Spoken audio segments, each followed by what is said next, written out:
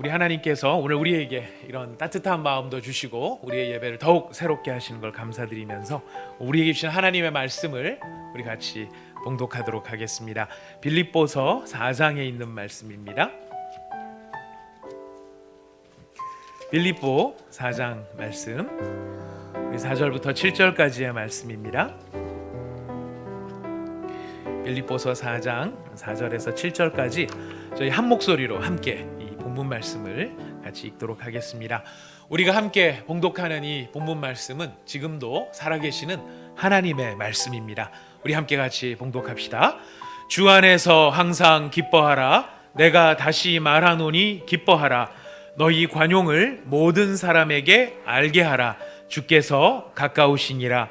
아무것도 염려하지 말고 다만 모든 일에 기도와 간구로 너희 구할 것을 감사함으로 하나님께 아뢰라. 그리하면 모든 지각에 뛰어난 하나님의 평강이 그리스도 예수 안에서 너희 마음과 생각을 지키시리라. 아멘. 그 이름이 하늘의 생명책에 기록된 우리 사랑하는 믿음의 형제 자매 여러분, 오늘도 주 안에서 여러분들을 주님의 이름으로 뵙게 됩니다. 우리 하나님께서 한 동안 여러분 한 분 한 분을 지켜주셨고 또 선포해 주신 말씀처럼 항상 기뻐하라 말씀하신 것처럼 우리로 하여금 기뻐할 수 있도록 또 기뻐하려고 또 우리의 마음에 성령께서 도전을 주셨던 것 진심으로 감사한 한 주입니다. 이제 우리가 지난 시간에 하늘의 생명책에 이름이 기록된 사람의 두 가지 증상을 저희가 살펴보았죠. 아마 기억하실 겁니다. 하늘의 생명책에 이름이 기록된 사람들은 첫째로 칭찬과 격려로 주변 사람들을 대할 수 있는 능력이 생긴 사람이다 라고 말씀을 드렸습니다. 그래서 바울이 어떻게 그의 사랑하는 빌립보 교인들을 나의 기쁨이요 나의 면류관, 나의 사랑하고 나의 사모하는 형제들이라고 부르면서 그들을 칭찬하고 격려했는지를 살펴보았습니다. 그리고 항상 기뻐하라 이 말씀으로 우리 가운데 명령하여 주시고 우리가 그 기쁨 안에 거할 수 있는 사람이 되게 하셨다는 것을 생각해 보았습니다. 이제 오늘은 저희가 하늘의 생명책에 기록된 사람이 갖는 세 번째 특징입니다. 기도와 간구, 기도하는 사람, 간구하는 사람이다 라는 특징이 있는데요. 우리가 그 말씀에 대해서, 그런 특징에 대해서 살펴보도록 하겠습니다. 이거는, 이 특징은 그 하늘의 생명책에 기록된 사람들의 이야기니까 누구 이야기겠습니까? 예, 우리한테 주시는 이야기예요. 우리가 어떤 사람인가?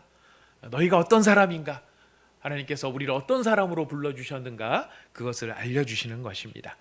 자, 기도하고 간구해야 된다라고 말씀하시는데 지금 기도와 간구하기 전에 먼저 하지 말아야 될 것에 대한 명령이 먼저 따라옵니다. 뭘 염려하지 말라 말씀하시냐면 아무것도 염려하지 말라라고 하는 명령을 먼저 주십니다.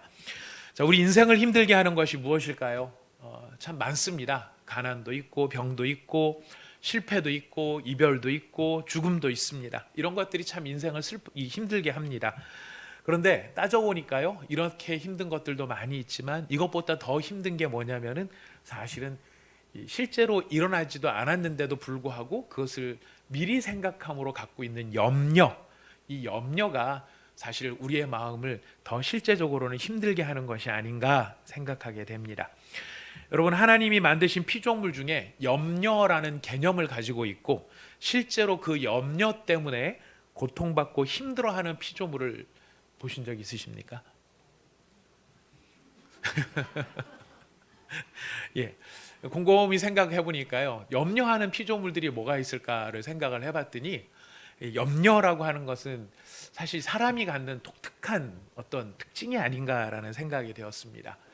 사실 염려가 생긴 것이 나쁜 측면에 생긴 게 아니고 생각하라 하시고 계획하라 하시고 그런 계획 속에서 조직적으로 미래를 대비할 수 있는 그런 능력을 하나님께서 인간에게 주셨는데 사실 축복이죠. 축복인데 문제는 에덴 동산에서의 범죄 이후로 이 축복에 사실 어두움에 내려앉은 것입니다. 그 어두움이 무엇이냐면 미래를 내다보고 생각하고 그래서 좋은 것을 계획하는 그 아름다운 축복에 드리워진 어두움이 바로 염려인 것입니다. 그러니까 다른 동물들과는 다르게 인간은 일어나지 않은 일 때문에 그것을 미리 앞당겨서 염려를 하죠. 그래서 많은 분들이 이제 동물과 비교를 해서 이런 부분들을 이야기를 하시더라고요. 짐승들은 지금 배부르면 만족하면서 지낸다. 그 사자도 굉장히 막 잔인한 동물 같지만 그거는 지 살기 위해서 사냥을 하기 위해서 이 짐승을 잡는 모습이 잔인해 보이는 것뿐이지 사실 사자고 악어구 간에 배부르면 아무것도 신경 안 쓰고 다른 걸 건드릴 생각도 하지 않습니다. 자, 그런데 인간만큼은 몇 달치를 쌓아놓고도 몇 년치를 쌓아놓고도 사실 염려하는 바로 그것이 인간의 모습. 그래서 이런 염려하는 인간의 모습은 바로 죄로 말미암아 하나님을 향해 갖게 되어진 인간의 부정적인 모습 중에 하나로 성경은 인식하고 있는 것입니다. 여러분, 어니 제이 젤린스키라는 사람이 있습니다. 젤린스키라는 사람이 있는데 그가 쓴 책이 있습니다. 느리게 사는 즐거움이다. 책 이름은 기억이 안 나지만은 그가 이 책에서 했던 이야기는 어디선가 한두 번은 다 들어보셨으리라고 생각합니다. 우리가 하는 걱정거리의 40%는 절대 일어나지 않을 것이다. 우리가 염려하는 걱정거리의 30%는 이미 일어난 일에 대한 염려다. 이것은 염려한다고 해도 돌이킬 수 없다. 우리가 염려하는 22%는 사소한 일에 대한 염려다. 염려할 가치가 없는 것들이다. 나머지 8% 중에서 4%는 바꿀 수 없는 일들에 대한 것이다. 염려한다고 해서 아무것도 달라질 수 없는 것들이라는 거죠. 결국 남는 건 얼마입니까? 4%만 남는 것입니다. 이 4%만이 염려해도 되는 염려거리이고 4%를 제외한 나머지 96%는 쓸데없는 것이다. 이런 이야기 들어보셨죠? 들어보셨는데 여전히 우리는 또 끌어안고 살고 있습니다. 자, 이런 염려가 왜 문제일까요? 왜 염려가 문제가 되는 것일까요? 이 염려는요, 우리의 영적 부분, 우리의 심리적인 부분, 우리의 육체적인 부분, 그리고 우리가 다른 사람들과의 관계, 이 모든 것에 건강한 생명 에너지를 갉아먹기 때문에 염려가 문제가 되는 것입니다. 염려가 염려로 남아있는 게 아니라 그 염려가 꼭 부정적인 영향을 미치고 그것이 우리의 에너지를 소진시키고 다른 사람과의 관계를 망치는 것도 이 염려 때문에 관계를 망치는 거예요. 염려랑은 좀 다른 거지만 그 남자들의 기질하고 여자들의 기질하고 또 다른 부분들도 많이 있는 것 같습니다. 저희가 저희 신혼 초에 저희 집사람하고 이렇게 잘라고 이렇게 잠들면 저희 집사람이 툭툭 치면서 저한테 한 번씩 물어봅니다. 당신은 당신 어머니하고 나하고 물에 빠지면 누굴 먼저 건질 거야? 제가 어떻게 대답해도 항상 대답이 안 됐기 때문에 나중에는 제가 막 화를 냈죠. 물에 빠지기는 왜 빠져? 도대체 왜 같이 물에 빠지는데? 이런 이야기를 했던 적도 있습니다. 이런 것들이 그냥 재미도 있겠지만은 여러분 이게 쌓이면은요 나중에 뭔 대답을 해야 될지 막 짜증이 나고 분노가 생기고 관계가 힘들어질 수도 있습니다. 자, 이런 것들이 참 어떻게 보면 우스운 이야기일 수도 있지만은 우리 주변에 보면 사실 이와 같은 성질의 것들이 참 많이 있을 수도 있다는 것이죠. 그래서 하나님께서는 주의 백성들에게 뭐라고 말씀하시냐면 아무것도 염려하지 말라. 여러분 항상 기뻐하라는 말이 명령형이듯이요. 아무것도 염려하지 말라. 이 말씀도 명령형이에요. 예수님께서 직접 다른 부분에서도 말씀하셨습니다. 마태복음에 보면 그러므로 내가 너희에게 이르노니 목숨을 위하여 무엇을 먹을까 무엇을 마실까 몸을 위하여 무엇을 입을까 염려하지 말라. 누가 직접 말씀하셨습니까? 예수님께서. 요한복음 14장 1절에 보면 너희는 마음에 근심하지 말라. 하나님을 믿으니 또 나를 믿으라. 자, 근심하지 말라 하시면서 무엇과 연결짓죠? 나를 믿으라 하는 것과 연결짓는 것입니다. 염려는 의심하고는 조금 다릅니다. 염려는 제가 살펴보니까 의심하고는 다른데요. 염려는 하나님을 믿기는 믿지만 불완전하게 믿는 거예요.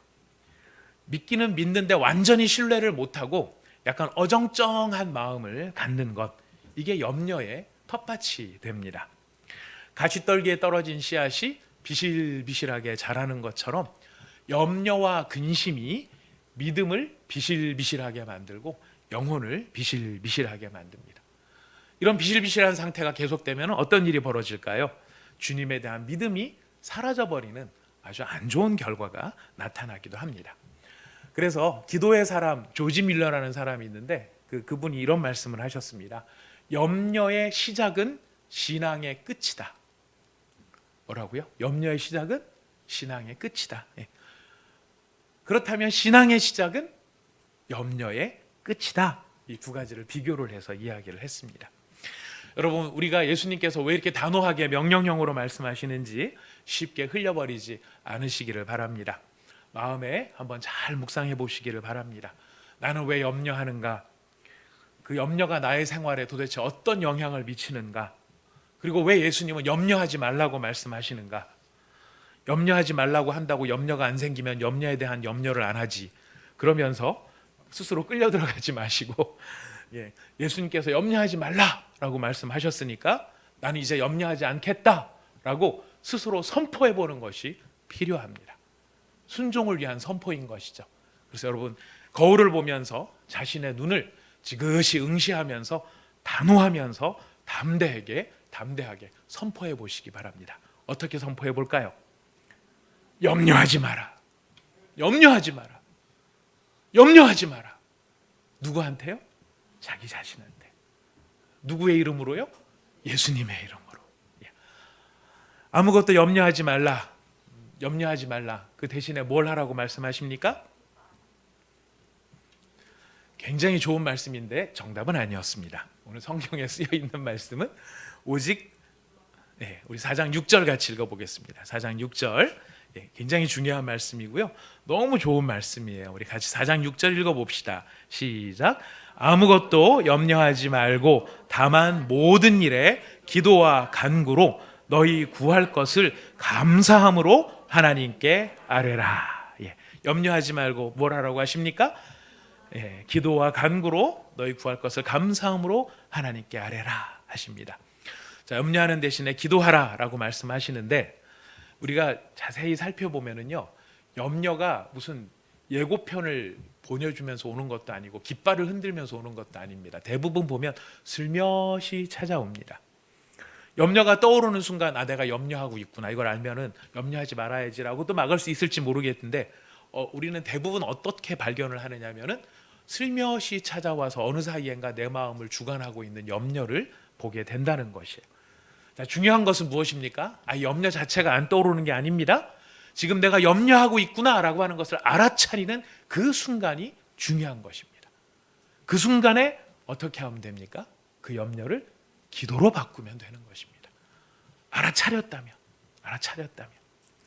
지금 우리가 하고 있는 사업들이나 직장일이나 계획하는 일들이 있는데 그것이 염려거리가 될 수 있습니다. 다 그럴 수 있습니다, 여러분. 우리 다 그럴 수 있습니다. 그럴 때 염려가 내 마음속에 찾아왔다는 걸 깨달으면 이렇게 우리는 기도로 바꾸면 됩니다. 하나님 아버지, 참 사업이 성공할지 너무너무 염려가 됩니다. 일은 벌려놨는데 이 일이 어떻게 될지 너무 걱정스럽습니다. 이 사업이 성공할 수 있도록 도와주십시오. 이러면 기도로 바뀌는 것이. 자녀를 마찬가지죠. 하나님이 이 저놈의 자식을 어떻게 키우나 여러 가지 생각이 우리 마음속에 막 염려로 막 남아있을 때가 있어요. 그러면 그 염려가 우리 마음을 막 휘어잡고 있는 것을 딱 깨달았다면 하나님이 제게 선물로 주신 이 귀한 자녀가 이렇게 성장하는 모습이 저에게는 걱정거리가 되고 있습니다. 이 자녀 하나님의 자녀인 줄 제가 믿습니다. 하나님 인도해 주십시오. 그러면 그것이 기도로 바뀌는 것입니다. 염려가 우리를 지배할 수 없습니다. 기억하십시오. 우리에게 믿는 성도에게는 염려거리는 없습니다. 다만 뭐만 있을까요? 기도 제목만 있는 것입니다. 기도 제목만 있는 것입니다. 자, 마음속에 피어오르는 5만 가지 생각, 얼마나 생각이 많으면 5만 가지일까요? 의지로 억누를 수는 없습니다만은 대신에 떠오르는 그 문제를 기도로 바꾸어서 자기 형편을 낱낱이 아랠 수 있는 것은 성도의 특권이고 하나님이 주신 약속의 말씀인 것입니다. 여러분, 이 기도와 간구라는 대목에 대해서 제가 참 이번에 말씀을 준비하다가 저 개인적으로 너무너무 큰 감사가 있었고 은혜가 있었어요. 여러분들에게도 우리 모두에게도 정말 이런 감동을 하나님께서 허락해 주시기를 진짜 기도하는 마음으로 이 말씀을 준비를 했는데요. 여러분, 이 말씀 얼마나 잘하세요, 그죠? 너무너무 잘 아실 겁니다. 기도와 간구로 너희 구할 것을 감사함으로 하나님께 아뢰라. 그리하면 지각에 뛰어나신 하나님의 평강이 그리스도 예수 안에서 너희 마음과 생각을 지키시리라. 우리가 암송할 만큼 너무너무 좋아하는 말씀입니다. 근데 여러분, 기도와 간구 앞에 한마디가 더 붙어 있는 것도 기억하십니까? 뭐가 붙어 있죠? 모든 일에가 붙어 있어요. 모든 일에. 모든 일이라는 어떤 일일까요? 이 모든 일이라는 말이 헬라어로 찾아보니까 뭐 영어로 에브리지만은 하나님 이 헬라어로 찾아보니까 파스라는 말이에요. 물파스하고 똑같은 발음이에요. 파스. 근데 이 말 그대로 그냥 모든 거예요. 각각의 모든 것이에요. 근데 여러분, 이게 은혜가 되더라고요. 왜 은혜일까요? 기도할 때 가릴 것이 없다라는 거예요. 기도할 때 기도의 제목으로 올려드려야 될 때에 기도할 게 있고 기도하지 말아야 될 것이 따로 있지 않다는 말이에요. 하나님의 뜻에 맞는 기도가 있고 하나님의 뜻에 맞지 않는 기도가 따로 있을까요? 그것을 구분할 수 없다는 것입니다.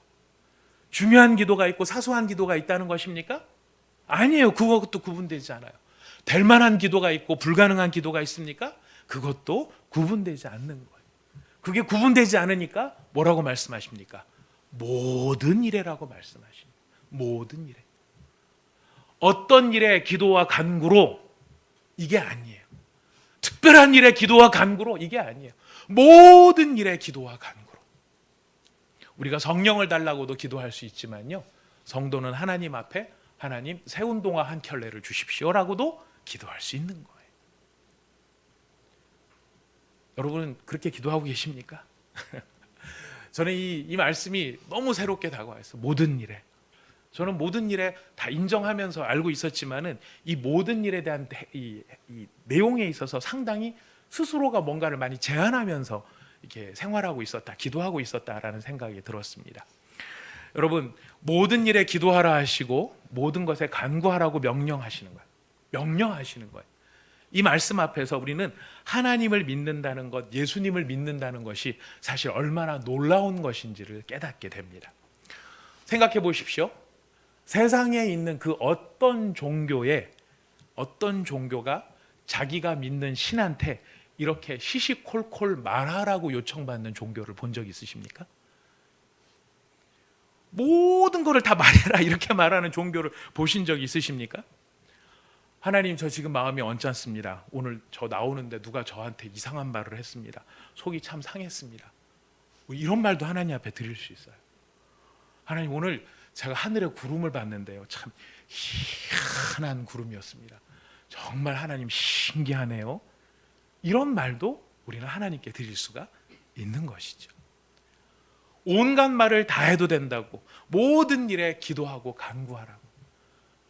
여러분, 이런 약속을 주시는 하나님, 기독교 신앙의 진실난 위대함이죠. 우리 하나님은 천지를 지으신 하나님이십니다. 나라를 일으키시고 폐하시고 지도자를 세우시기도 하시고 버리기도 하시는 역사의 주관자이십니다. 그 하나님의 권위와 영광 앞에 감히 설 수 있는 사람은 한 사람도 없습니다. 우리 하나님은 엄위하신 하나님이시고 존귀하신 하나님이고 거룩하신 하나님이십니다. 여러분, 그렇기 때문에 구약의 사람들은 감히 하나님의 이름을 부르는 것조차 함부로 부르지 못했었습니다.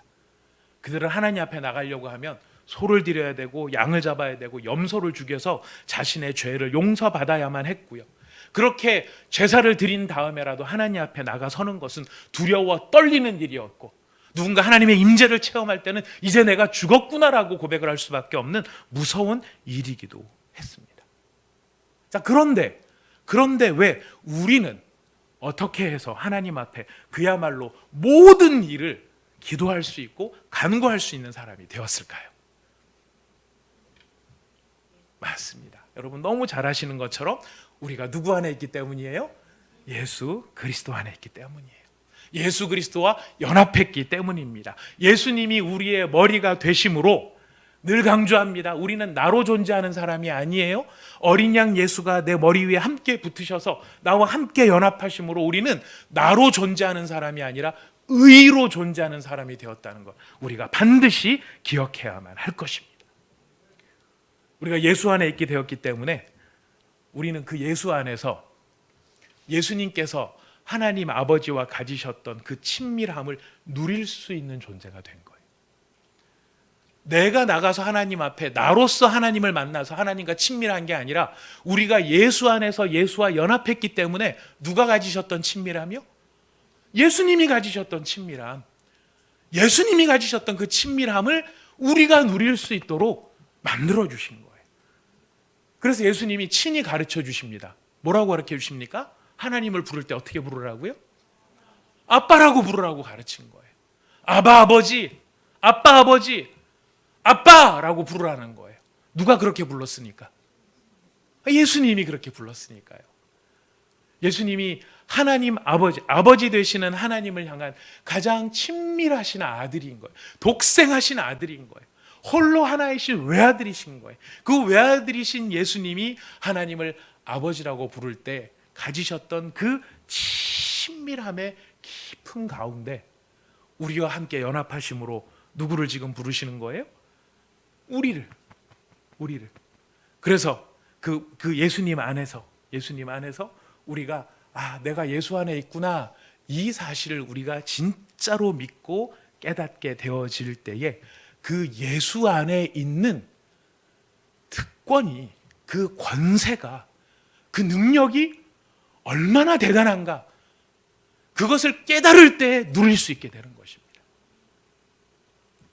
제 말씀을 준비하면서요, 저 자신도 여러 가지 면에 생각을 해봤는데, 예수님께서 하나님을 아빠, 아버지라고 불러도 된다, 부르라, 이것을 알고 있는 사람이 있어요. 그런 사람이 누굴까요?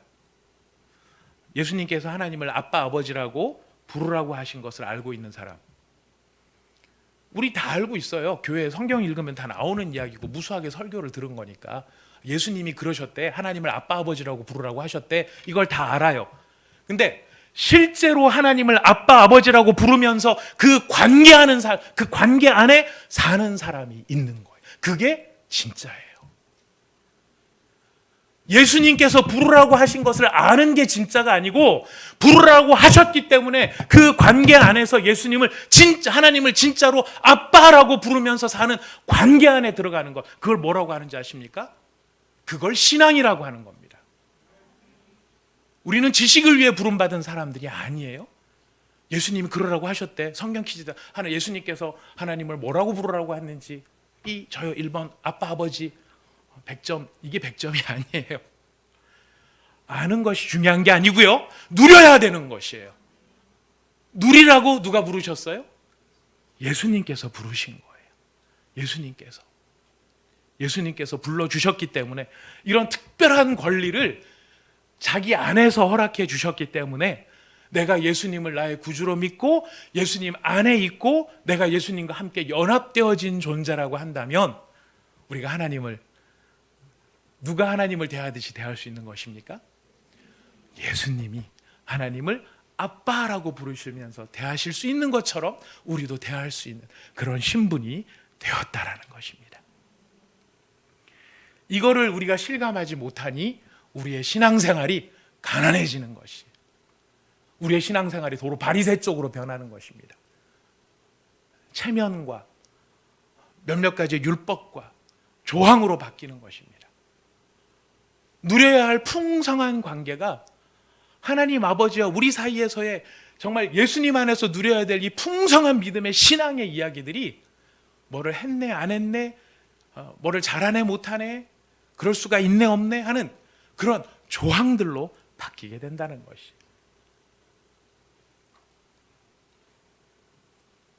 여러분, 이 하늘의 주권자께서 아까 말씀드렸습니다. 그렇게 존엄하시고 그렇게 영광스러우시고 그렇게 존귀하신 하나님 아버지, 하늘의 주관자께서 나를 아시고 나를 사랑하고 계시고 나의 아주 사소한 모든 것까지 관심 있어야 하시고 나의 이야기 듣기를 즐거워하시고 기뻐하신다는 것.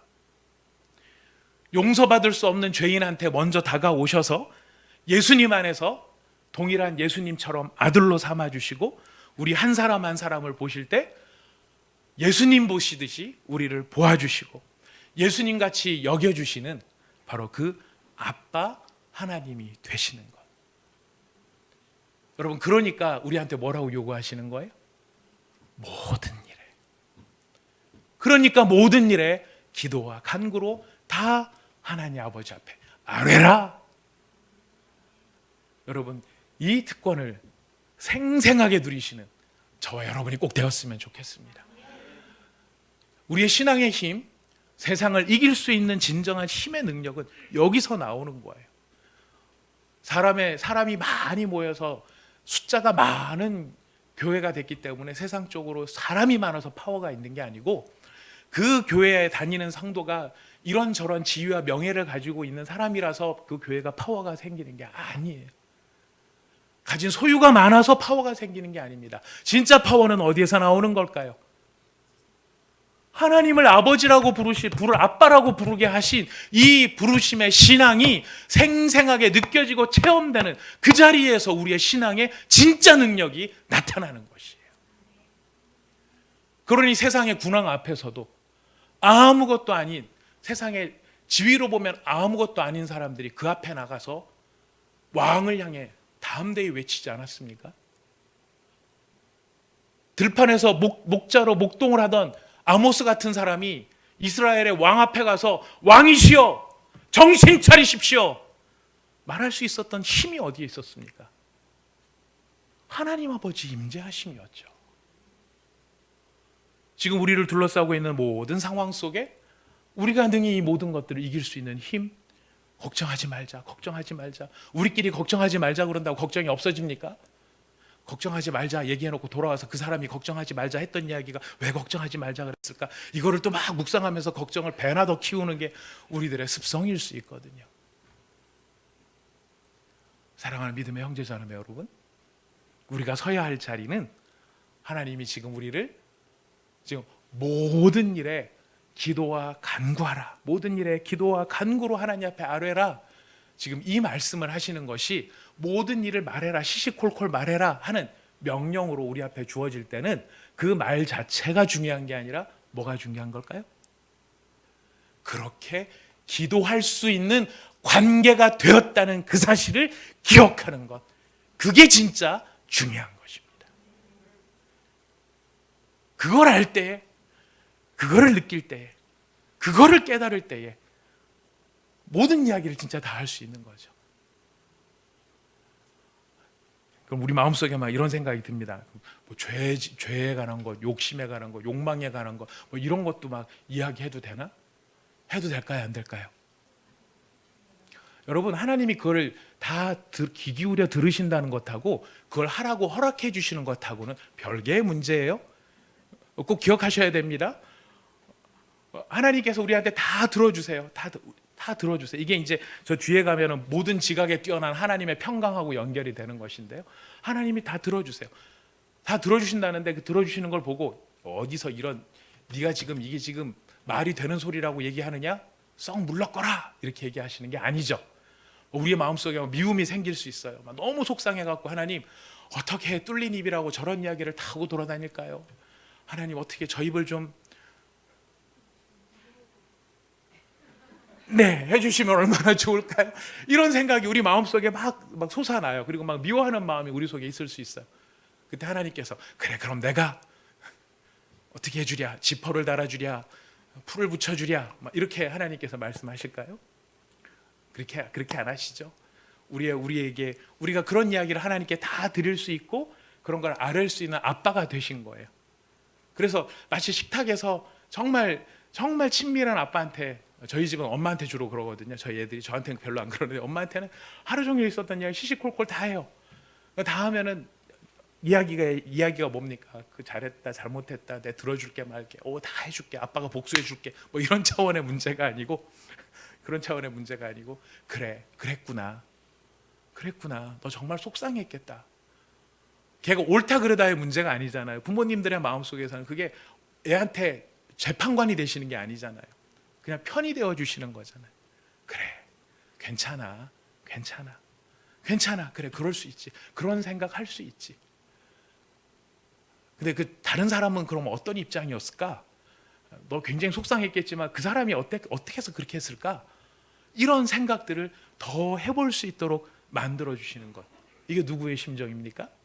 부모의 심정이거든요. 하나님이 부모의 심정, 아버지의 심정으로 우리가 모든 이야기를 다 털어놓을 때, 그래, 괜찮아, 그래, 그런 생각할 수 있지. 근데 우리가 그런 하나님 아버지의 깊은 교제의 자리로 나가면 나갈수록 이제 우리가 뭐가 생깁니까? 사리를 분별할 수 있는 감각들이 조금씩 생겨나죠.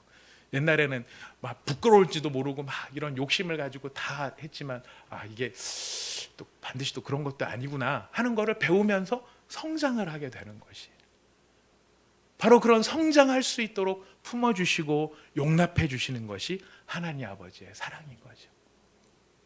그런 이야기를 다 아뢰었을 때 하나님께서 응답하시는 그 응답은 모든 지각에 뛰어난 하나님의 평강의 응답을 허락해 주십니다. 지각에 뛰어난다. 지각이라고 하는 것은 우리의 이해력입니다. 인간의 이성이고 감각이고 우리의 사고예요. 근데 지각에 뛰어난다는 건 뭐냐면 우리의 이해력을 뛰어넘는 하나님의 평안이라는 뜻입니다. 우리의 이성을 뛰어넘는 하나님의 평안인 것이, 이건 어떻게 설명이 안 되는 평안이에요. 하늘에서 내려주시는 평안이라고 밖에는 말할 수 없는데, 우리의 마음속에 그런 염려와 근심과 불안과 이 두려움과 미움의 이런 마음이 가득했었던 이런 마음 속에 하나님 앞에 이거를 다 털어놓고 나면 어떤 현상들이 생기시던가요? 갑자기 이해할 수 없는 평안이 우리의 마음에 찾아와요. 그 평안이 우리의 마음속에 싹 내려앉아요. 놀라운 거는 환경이나 상황이나 문제는 하나도 바뀐 게 없는 거죠. 문제가 하나도 해결된 게 없는 거예요. 하나도 해결된 건 없는데, 상황은 바뀐 게 없는데 지금 내 마음에는 뭐가 찾아오는 것입니까? 평강이 찾아오는 거예요. 평안이 찾아오는 거예요. 설명할 수 없는 평안이죠. 이건 돈 주고도 살 수 없는 거고 누가 줄 수도 없는 거고 스스로 만들어낼 수도 없어요. 누구만이 주실 수 있는 것입니까? 하나님만이. 모든 것을 다 기도하고 모든 것을 다 간구하라고 하시고, 그 모든 것을 다 들으셨을 때 들으시는 아버지께서 우리에게 주시는 그 평안한 마음. 아버지한테 다 일렀어. 다 죽었어. 예, 다 일렀어. 하나님 다 하셔. 여러분, 그렇기 때문에 우리가 기도한다면 사실 언제까지 기도해야 될까요? 될 때까지. 응답 중심주의로 가셨습니다. 될 때까지 한다는 거, 응답 받을 때까지. 예. 하나님이 응답하시지 않는 기도는 없습니다. 여러분, 응답이 늦게 느껴지는 기도는 있어도요, 하나님이 응답하시지 않는 기도는 없습니다. 다 응답하십니다. 반응하신다는 이야기예요. 다 반응하세요. 근데 가장 중요한 반응은 어떤 반응입니까? 우리 마음과 우리 생각을 지키시는 반응인 거예요. 우리에게 평안을 주심으로 한쪽 끝에 극단으로 몰려 있었던 우리의 생각을 하나님이 다독거려서 데리고 오시는 거예요. 우리 생각이 극단으로 몰리면 어떤 생각까지 듭니까? 이거 계속 살아야 되나? 살고 싶은 생각이 안 드는 거죠. 근데 하나님의 평안이 우리를 지배하시면, 우리를 다스리시면은 우리의 마음속에 새 힘이 생겨나고 새 용기가 솟아나는 거예요. 너희 마음과 생각을 지키시리라. 우리 생각 가운데는 환경이 막 쪼들리면은요, 별 생각이 다 들어요. 부정한 짓도 해보고 싶고 불안한 이 나쁜 짓도 막 어떻게든지 성공을 시켜야 될 테니까, 이런 마음이 우리를 찾아올 수 있어요. 그러나 하나님의 평안이 우리를 다스리기 시작을 하면 바로 그런 생각을 지켜주셔서 우리로 옳지 않은 결정, 바르지 못한 결정을 하지 않도록 하나님이 붙들어 주신다는 거예요. 여러분, 저는 이 말씀 준비하면서 너무 신났는데 여러분은 안 그러십니까? 여러분도 꼭 그러셨으면 좋겠습니다. 예, 이거는 우리에게 그 이름이 생명책에 기록된 자에게 주시는 하나님의 약속이고 특권이에요. 예수님의 이름을 우리가 사용하고 그 이름 안에 있는 힘을 우리가 의지할 수 있도록 예수님께서 친히 주신 약속의 말씀인 거예요. 그 약속 안에서 우리가 견디는 것이죠. 그 약속 안에서 우리가 버틸 수 있는 것입니다. 그 약속이 있기 때문에 우리가 기뻐하며 즐거워하며 감사할 수 있는 것입니다. 사랑하는 믿음의 형제자매 여러분, 우리가 아는 것으로 혹시 내가 머물러 있는 것은 아닌가 생각이 되신다면 이제 모든 일에 이제 오늘부터 기도하시면 됩니다. 하나님, 열심히 들었습니다. 너무 좋은 말씀이고 너무 귀한 약속의 말씀인데 저한테는 아직 생생하게 느껴지지가 않습니다. 전 가짜인가요? 이렇게 가지 마시고요. 어떻게 하면 되죠? 느끼게 해주십시오. 깨닫게 해주십시오. 신앙생활을 하는 분들 보면 약간 극단적이에요. 뭐 좀 안 되면 저 가짜지요. 막 이러고 뭐 이게 마음대로 좀 안 풀리면 하나님이 저를 사랑하시는 거 맞나요? 막 이렇게 생각을 하는데 여러분, 그런 것을 우리가 뭐로 바꿔야 된다는 것입니까? 오늘 말씀의 주제는 기도와 간구로 바꾸라는 것입니다. 이해가 안 되면 이해가 안 된다고 말씀하시면 되고, 안 믿어지면 안 믿어진다고 말씀하시면 되고, 속이 상하면 속이 상한다고 말씀하시면 되고, 내 마음 내가 어떻게 해야 될지 모른다고 한다고 그것을 그대로 있는 대로 말씀드리면 되는 것입니다. 그때 우리 하나님이 어떻게 하십니까? 기억하십시오. 모든, 오늘 제일 확실하게 기억해야 될 거는 기도와 간구인데 어떤 일에? 모든 일에. 이 모든 일이라는 것을 약속해 주신 그 배경은 뭐라고요? 하나님이 우리의 어떤 분이 되어 주시겠다고요? 아빠가. 감히 그 앞에 설 수도 없는 어미하신 주권자께서 우리의 아빠가 되어 주시겠다고 약속하신 약속 때문에 그렇다는 거예요. 그리고 그 약속 안에서 우리가 모든 것을 다 하나님께 아뢰면 그리스도 예수 안에 있는 하나님의 평강이 무엇을 지키십니까?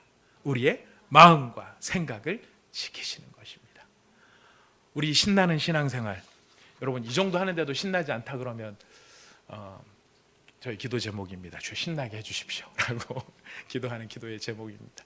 우리 온사랑의 교회가 이런 믿음의 실제와 믿음의 능력이 회복되어져서 예수님을 믿는데, 정말 예수님을 진짜로 믿는, 예수님을 진짜로 믿고 예수님과 동행하는 그 신앙의 실체가 생생하게 살아있는 우리 온사랑의 교회 모든 교우들이 될 때에 우리 교회가 세상의 빛도 될 수 있고 소금도 될 수 있을 겁니다.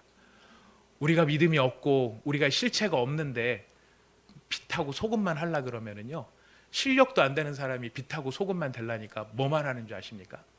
칼 들고 다니면서 난도질만 하고 다니는 겁니다. 이거 가짜, 이거 틀렸어, 어떻게 이럴 수 있어?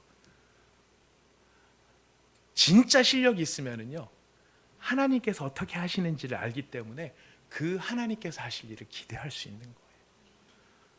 여러분, 이런 면에서 우리 모두가 진짜 정말 참된 진짜가 정말 되실 수 있기를 부탁드리겠습니다. 우리 함께 기도합시다. 우리 약속의 말씀을 붙잡고 기도합시다. 항상 기뻐하라고 말씀하실 때 왜 기뻐하라 이야기하시는지 우리가 느끼게 됩니다. 아무것도 염려하지 말고 다만 모든 일에 기도와 간구를 하라. 모든 일에 기도할 수 있는 그런 관계가 만들어졌다는 것을 기억하라는 것입니다. 여러분, 그 관계 여러분 정말 우리가 실제로 생생하게 느낄 수 있는 그런 기도의 제목으로 삼으셨으면 좋겠고요. 하나님, 우리가 하나님의 평강이 우리에게 임할 때까지 하나님 앞에 다 아뢰고 하나님과 교제하고, 예수님이 너무너무 사역 때문에 피곤하셨음에도 불구하고 새벽 미명에 일찍 나가셔서 하나님 아버지와 교제를 나누셨던 그 친밀함을 우리가 기억하면서 우리 하나님 앞에 다 이렇게 아뢰일 수 있는 그런 입이 열리게 하여 주옵소서, 말이 터지게 하여 주옵소서, 마음이 열리게 하여 주옵소서. 우리 같이 함께 기도하도록 하겠습니다. 하나님 아버지, 참으로 감사합니다.